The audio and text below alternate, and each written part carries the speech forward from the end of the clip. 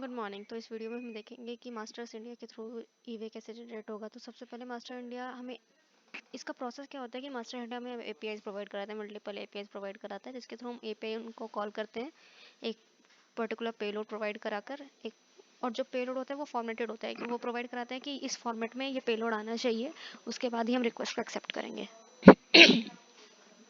तो सबसे पहले जब हम सर्वर कॉल हिट कराते हैं जनरेट की, तो उसके बाद वो यूआई से कुछ फील्ड्स मांगते हैं जो कि नेसेसरी फील्ड्स होती हैं कि ये टाइप क्या है, बिल डेट क्या है, या फिर बिल का स्टार्टिंग नंबर क्या है, बिल का एंडिंग नंबर क्या है, ये सब चीज़ें मांगता है।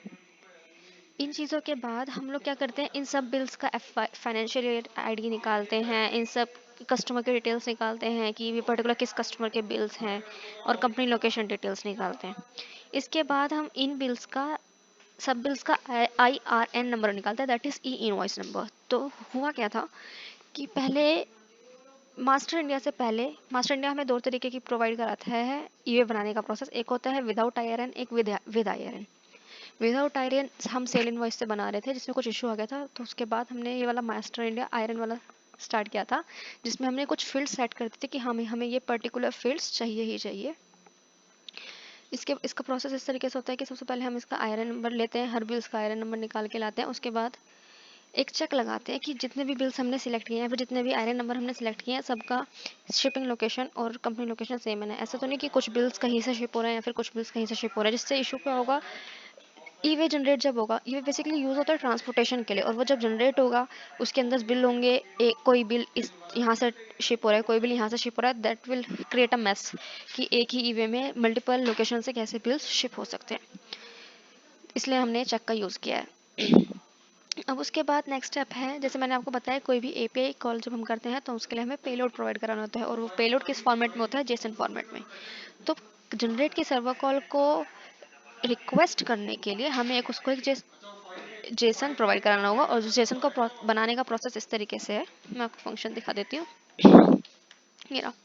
सबसे पहले हम उन सब बिल्स की डिटेल लेके आएंगे, जैसे उनके कस्टमर डिटेल, उनकी अमाउंट, उनका प्रोडक्ट, मतलब जितने भी हम डिटेल्स हमें रिक्वायर्ड हैं या फिर जितने मास्टर इंडिया ने हमें से आस्क किए हैं कि ये डिटेल होनी चाहिए। उसके बाद हम उन सब डिटेल्स को लाने के बाद उसका एक जेसन फॉर्मेट कर लेंगे। उस जेसन फॉर्मेट में हम लोग कंडीशन डाल देंगे कि ये चीज़, जैसे कि कुछ अमाउंट है वो इंटीजर या फ्लोट में होना चाहिए, या फिर अगर ट्रांसपोर्ट मोड है वो हमारा इंटीजर में होना चाहिए, या फिर किस वेरिएबल में मतलब कैरेक्टर में होना चाहिए, जिस भी तरीके से होना चाहिए, वो हम पूरा एक टेस्टिंग कर लेंगे। और जो ये पूरा फॉर्मेट है वो हमसे मास्टर इंडिया मांगता है एक लिस्ट नाम के वेरिएबल में।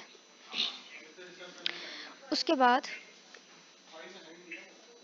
जेसन बनाने के बाद हम लोग एक्सेस टोकन प्रोवाइड करेंगे। जब भी हम किसी एक्सटर्नल एपीआई को कॉल करते हैं, स्पेशली मास्टर इंडिया की एपीआई को कॉल करते हैं, तो वो हमसे एक्सेस टोकन रिक्वेस्ट करते हैं ताकि वो ऑथेंटिकेट कर सके कि हाँ एक वैलिड रिक्वेस्ट है।